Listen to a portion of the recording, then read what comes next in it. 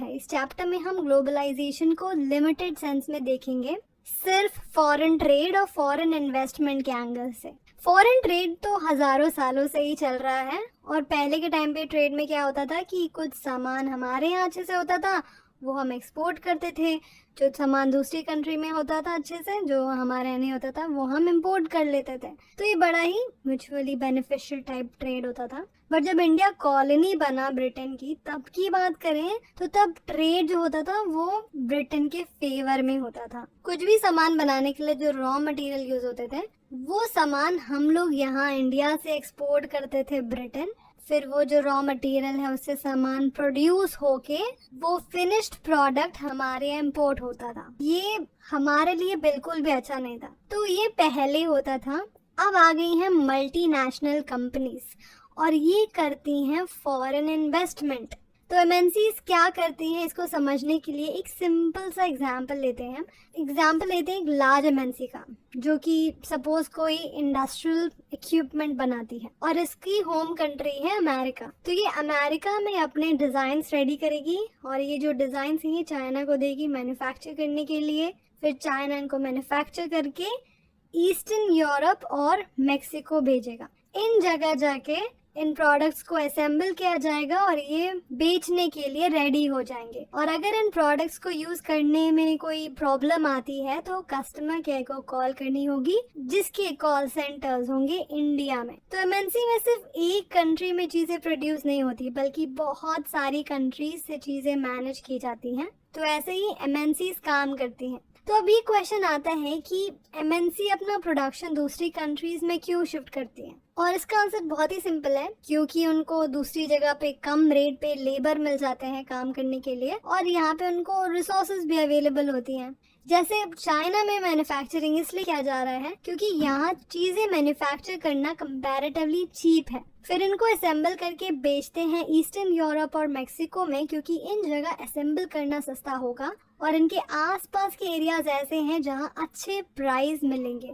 और इंडिया में बहुत सारे इंजीनियर्स हैं जो कि टेक्निकल एस्पेक्ट समझते हैं, इसकी वजह से कॉल सेंटर्स इंडिया में हैं। तो अलग अलग कंट्रीज में प्रोडक्शन प्रोसेस को बांट के एमएनसीज का कम पैसा खर्च होता है तो एमएनसीज का प्रॉफिट ज्यादा होगा। तो किस प्लेस में प्रोडक्शन शुरू करना है इसके लिए एमएनसीज कुछ चीजें देखती हैं, जैसे वो जगह कितने पास है मार्केट के, स्किल्ड और अनस्किल्ड दोनों तरह के लेबर होने चाहिए, वो भी कम प्राइस पे, और भी चीजें जो चाहिए सामान बनाने के लिए वो भी अवेलेबल हो। और एमएनसीज ये भी देखेगी कि गवर्नमेंट की पॉलिसीज कैसी हैं उस कंट्री में। इतना सब देखने के बाद ही एमएनसीज अपनी फैक्ट्रीज या ऑफिस सेटअप करती हैं। तो जो भी पैसा एमएनसी खर्च करती है दूसरी कंट्री में, जैसे लैंड, बिल्डिंग, मशीनरी और कई इंस्ट्रूमेंट खरीदने के लिए, इसको इन्वेस्टमेंट कहते हैं। इन्वेस्टमेंट करना यानी कि पैसा ऐसी जगह पे लगाना जिसमें आपको लगे कि हाँ ये फ्यूचर में मुझे ज्यादा इसका रिटर्न मिलेगा। और क्योंकि ये इन्वेस्टमेंट जो है ये एमएनसी कर रही है तो इस इन्वेस्टमेंट को फॉरेन इन्वेस्टमेंट कहते हैं। एमएनसी दो तरीके से इन्वेस्ट करती है दूसरी कंट्री में। पहला तो वो खुद अकेले कंट्री में इन्वेस्ट करेगी, या फिर ये कर सकती है कि कोई लोकल कंपनी के साथ मिलके इन्वेस्ट करे। जब एमएनसी लोकल कंपनी के साथ मिलके प्रोडक्शन करती है तो उससे लोकल कंपनी का फायदा होता है। पहला तो एमएनसी उसको पैसा देती है एडिशनल इन्वेस्टमेंट के लिए, जैसे नई मशीनरीज के लिए ताकि प्रोडक्शन जल्दी हो। और दूसरा कि एमएनसी के आने से उनको नई नई टेक्नोलॉजी के बारे में पता चलता है। कई बार क्या होता है कि एमएनसी लोकल कंपनीज को अक्वायर कर लेती हैं और फिर प्रोडक्शन शुरू करती हैं। ऐसे ही कारगिल फूड्स ने किया था, जो कि अमेरिकन कंपनी है। पहले तो उन्होंने पारक फूड्स के साथ जॉइंट वेंचर किया, जिस जॉइंट वेंचर को उन्होंने पूरा कंट्रोल कर लिया। उसके बाद और भी कई ब्रांड्स को इन्होंने अक्वायर किया और अभी कारगिल फूड एक बहुत बड़ी एडिबल ऑयल कंपनी बन गई है इंडिया की। वर्ल्ड में कई एमएनसीज हैं जिनके पास इतना पैसा है जितना कि कंट्रीज के पास नहीं होता खर्च करने के लिए अपने सिटीजन्स पे। So we can only imagine कि कितना पावर और इन्फ्लुएंस होगा इन कंपनीज का गवर्नमेंट पे और उनकी पॉलिसीज पे। जो कई एमएनसीज जो डेवलप कंट्रीज में हैं वो अपना सामान प्रोड्यूस करने के लिए स्मॉल प्रोड्यूसर्स को देती हैं जो कि डेवलपिंग कंट्रीज में होते हैं। जैसे गारमेंट, फुटवेयर या स्पोर्ट के सामान को बहुत सारे स्मॉल प्रोड्यूसर्स मिलके बनाते हैं। फिर ये बनने के बाद एमएनसीज को बेच देते हैं। फिर एमएनसीज में अपना ब्रांड का नाम लगा देती है एंड वोला, ये सामान हो जाता है बहुत महंगा। सो कंपनी के पास पावर है प्राइसेस डिटरमाइन करने का, चीजों की क्वालिटी, डिलीवरी, इनफैक्ट ये भी कंपनी डिसाइड कर सकती हैं कि उन वर्कर्स की वर्किंग कंडीशन कैसी हो। Foreign trade and integration of market. Trade करने का बेसिक फंक्शन क्या है, क्यों करते हैं हम ट्रेड? ट्रेड की वजह से प्रोड्यूसर और कंज्यूमर्स दोनों को ही फायदा होता है। सपोज कोई सेलर है तो अगर वो अपना सामान ट्रेड करता है दूसरी कंट्री से तो उसका मार्केट बढ़ेगा, क्योंकि अब वो ना केवल खुद की कंट्री में बल्कि दूसरी कंट्री के लोगों को भी अपना प्रोडक्ट बेच सकता है, जिसकी वजह से उसको प्रॉफिट होगा। ऐसे ही कंज्यूमर्स को भी प्रॉफिट होगा ट्रेड की वजह से, क्योंकि अगर ट्रेड नहीं होगा तो वो अपनी ही कंट्री का सामान यूज करेगा, बट अगर ट्रेड होगा तो उसको दूसरी कंट्री से भी सामान आएगा, तो उसके पास ज्यादा ऑप्शंस अवेलेबल होंगे कि उसको क्या चाहिए क्या नहीं चाहिए।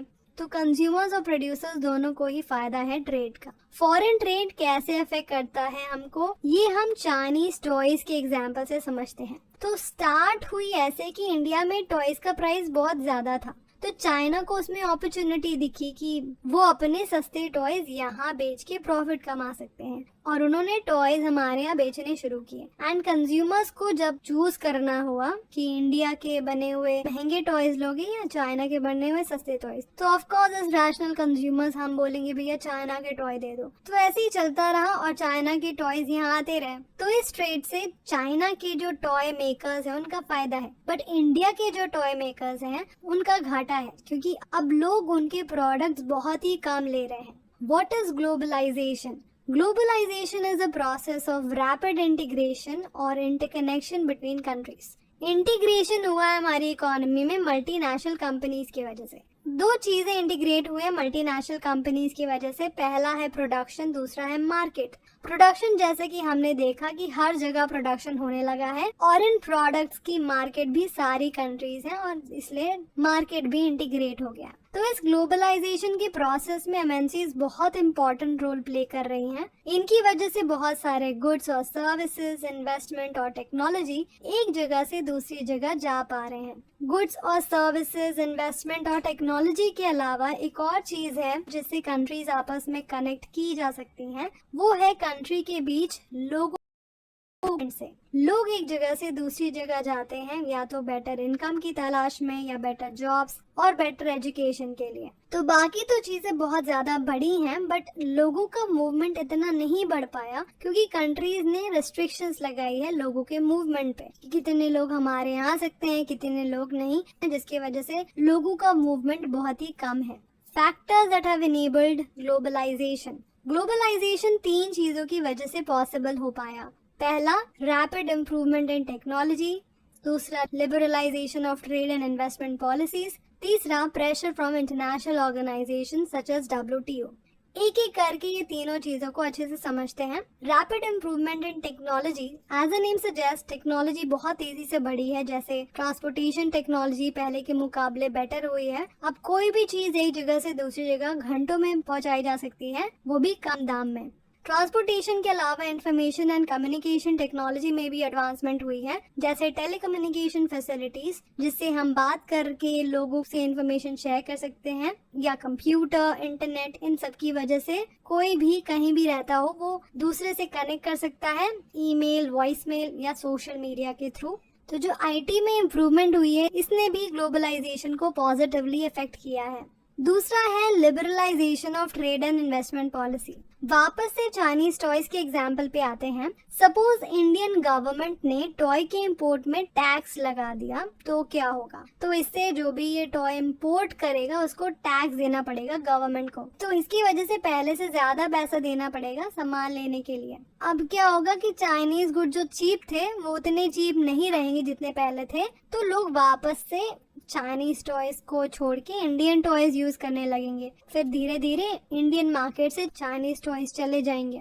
तो ये एग्जाम्पल है ट्रेड बैरियर का। ये बैरियर इसलिए है क्योंकि गवर्नमेंट ने रेस्ट्रिक्शन लगा दी है। ट्रेड बैरियर के होने से गवर्नमेंट रेगुलेट कर सकती है फॉरेन ट्रेड को कि कौन सा गुड्स आना है, कौन सा नहीं आना है। और गवर्नमेंट कोटा का भी यूज करती है कि मतलब गवर्नमेंट स्पेसिफाई करती है कि कितनी क्वांटिटी में सामान ट्रेड हो सकता है। इंडिपेंडेंस के बाद हमारी कंट्री में फॉरेन ट्रेड और इन्वेस्टमेंट में बैरियर लगाया था ताकि हमारे जो लोकल प्रोड्यूसर्स हैं उनको कंपटीशन ना फेस करना पड़े फॉरेन प्रोड्यूसर्स से, क्योंकि उस टाइम हमारा देश आजाद ही हुआ था और नए नए इंडस्ट्रीज बनी शुरू हुई थी। ऐसे में अगर कंपटीशन होता तो हमारे यहाँ के प्रोड्यूसर्स बहुत ही इजीली उनसे हार जाते और मार्केट में ना रहते। तो उनको प्रोटेक्ट करने के लिए ट्रेड बैरियर लगाए। तो ऐसे में सिर्फ जो एसेंशियल आइटम्स थे वही इंपोर्ट करने की परमिशन दी थी गवर्नमेंट ने, जैसे मशीनरी, फर्टिलाइजर्स, पेट्रोलियम। बाकी के लिए रिस्ट्रिक्शन थी। देन 1991 में गवर्नमेंट ने एक बहुत इंपॉर्टेंट डिसीजन लिया, वो था